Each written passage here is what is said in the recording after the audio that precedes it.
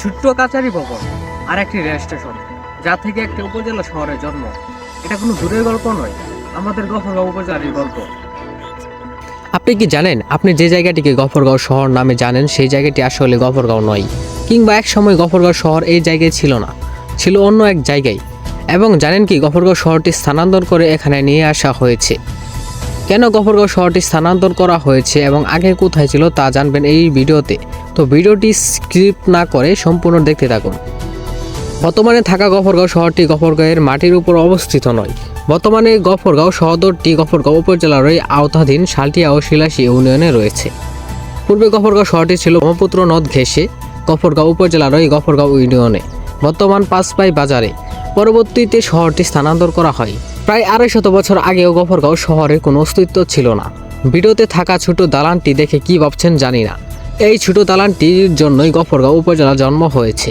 দালানটি হলো গফরগাঁওয়ের কাচারি, যা কিনা গফরগাঁও শহরের প্রায় 250 বছরের ইতিহাস নিয়ে আজও দাঁড়িয়ে আছে। এই কাচারি স্থাপিত না হলে হয়তো আজকের গফরগাঁও উপজেলা শহর হতো না। এই কাচারিটি 1800 শতকের শেষের দিকে এই অঞ্চলে ভাওয়াল জমিদার নির্মাণ করেন। তৎকালীন খাজনা আদায় সহ এই অঞ্চলের জমিদারি সকল কাজ এই কাচারি ভবনেই করা হতো। এই ছোট কাচারিকে ঘিরেই শুরু হয় গফরগাঁও উপজেলার পথ চলা।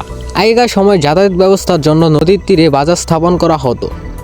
কাছারিটি নদীর কাছে থাকায় কাছারি ও নদীকে ঘিরে এখানে দোকানপাট ও বাজার বসতে থাকে। এভাবে ধীরে ধীরে গফরগাঁও শহরে রূপ নেই। তবে 1870 সালে নদীর ধারা পরিবর্তন হওয়ার কারণে ব্রহ্মপুত্র নদীর পানি যমুনা নদীর দিকে প্রবাহিত হয়। নদীপথে যাতায়াত ব্যবস্থার অসুবিধার ফলে গফরগাঁও বাজারের ব্যবসা বাণিজ্য অনেকাংশেই কমে যায়। 19 শতকের শেষের দিকে 1883 সালে ঢাকা টু ময়মনসিংহ রেললাইন স্থাপন করা হয়। এই রেললাইন নদী থেকে একটু দূরের দিক দিয়ে নেওয়া হয়েছিল।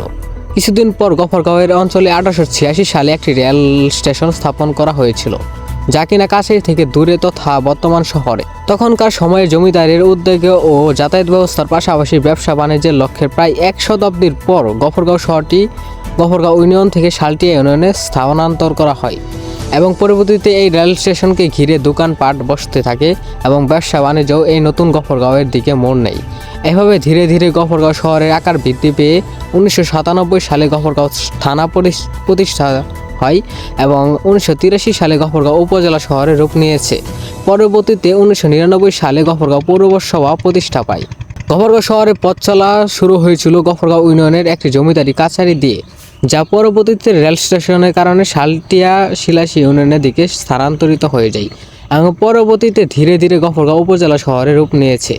সত্যি সবকিছু শুরু অল্প থেকেই হয়, যা পরবর্তীতে ধীরে ধীরে বড় হয়। তবে যে কাছারি দিয়ে গফরগাঁওয়ের জন্ম সেই কাছারিরই আজ বেহাল দশা। আর যে স্টেশনের জন্য গফরগাঁও উপজেলা শহরটি এত বড় হয়েছে, সেই স্টেশনের আশেপাশে একটু বৃষ্টি হলেই হাঁটু পানি জমে এবং স্টেশনটির আশেপাশের পরিবেশ অত্যন্ত বাজে। সত্যি আমরা বড় হলেই ভুলে যাই কার দ্বারা বড় হয়েছি।